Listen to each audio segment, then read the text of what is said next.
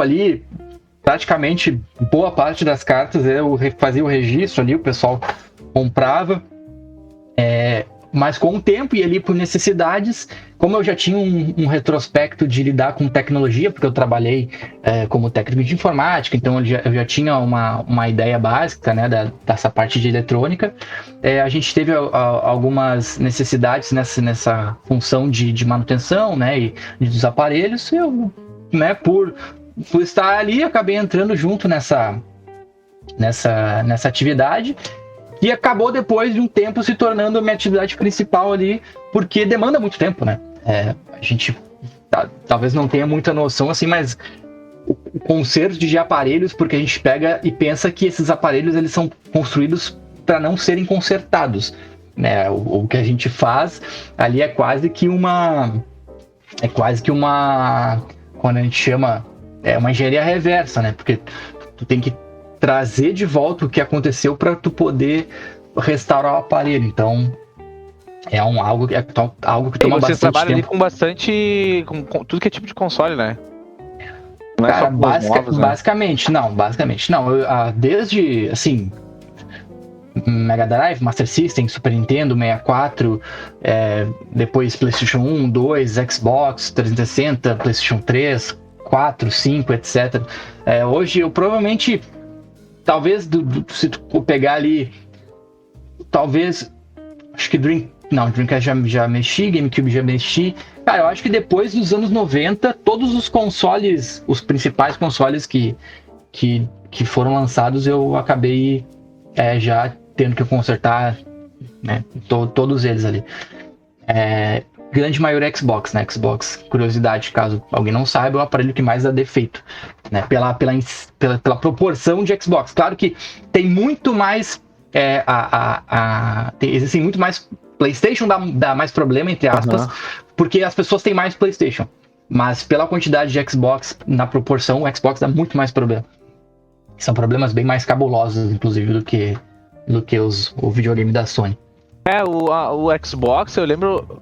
Na época eu tinha Play 2, assim, tal, era bem parelho, assim, Xbox 360, acho que era da época, né? 360 com PlayStation 3, né? Com PlayStation 3, isso. Uhum. E que a gente, ainda na Lan House jogar e tal. E eu sempre achava muito massa, mas eu tinha o Play 2, depois não tive mais console, né? Sim. E daí com o 360 foi que ficou taco a taco ali, né? Por bastante tempo. E daí depois daí eu me envolvo pouco, sim, vejo pouco sobre console, né? Mas vejo falar pouco, sim, sobre o Series X, Series S, Series X e Series X, Isso. Esse eu não ouvi. Não sei como é que anda o negócio. É que o Brasil, ele é um país sonista, né? Sim, tu tem alguns locais onde o consumo de Xbox é maior, só que como a gente teve muito a questão do desbloqueio, né? Principalmente do PlayStation 1 e do PlayStation 2, o brasileiro, ele se acostumou com o Play, né? Então, inclusive, é engraçado porque se tu pegar a nossa geração, talvez, e essa geração que viveu o PlayStation como seu console principal ali, ou o seu console idealizado, eles chamam qualquer videogame de Play, né? Então, muitas vezes os clientes vão lá na loja, deu problema no meu Play aqui, e ele tá com Xbox, sabe? Então, pra te ver como essa ficou, assim, cultural, né? A questão do PlayStation. Então, o Brasil é um país que tem muito tem muito PlayStation. E, cara, na verdade, essa questão do Xbox foi quase como se tivesse escrito que isso iria acontecer, né? A Microsoft já vinha dando indícios assim desde o Xbox One, que a ideia deles não era mais a produção de consoles, né? A ideia deles era a produção de serviço, né? Para quem não sabe, a Microsoft ela vive de serviço, né? Ela não vive de vender Windows, não, nada disso, né? Nem de produzir, muito menos de produzir Xbox, né?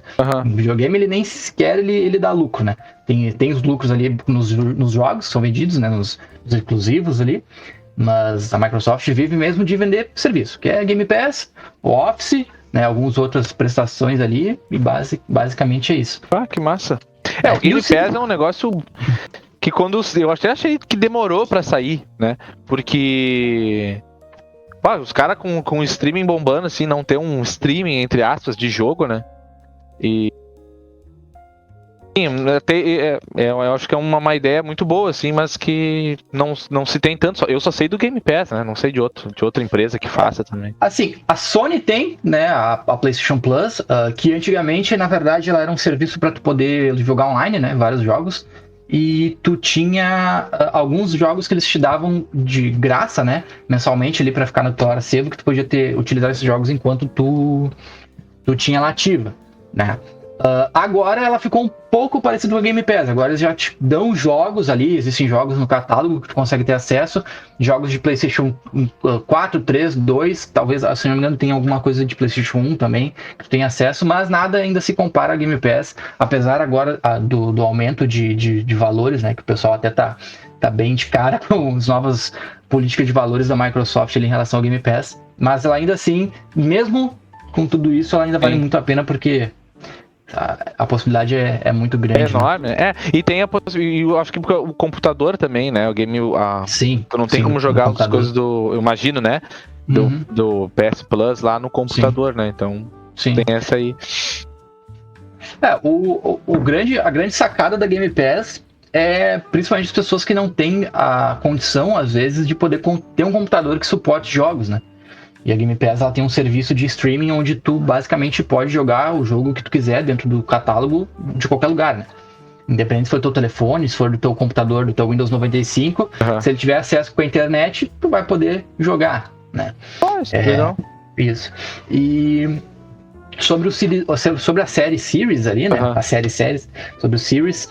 Cara, o PlayStation 5 ele já era a ideia da Sony, né? Ele era o sucessor do PlayStation 4. E a Microsoft teve uma sacada que foi genial, que foi lançar o Series S. O Series S, o que ele é? Ele é melhor que o Xbox One, né? Ele tem algumas características. Eu não vou dizer que ele chega a ser superior ao Xbox One X.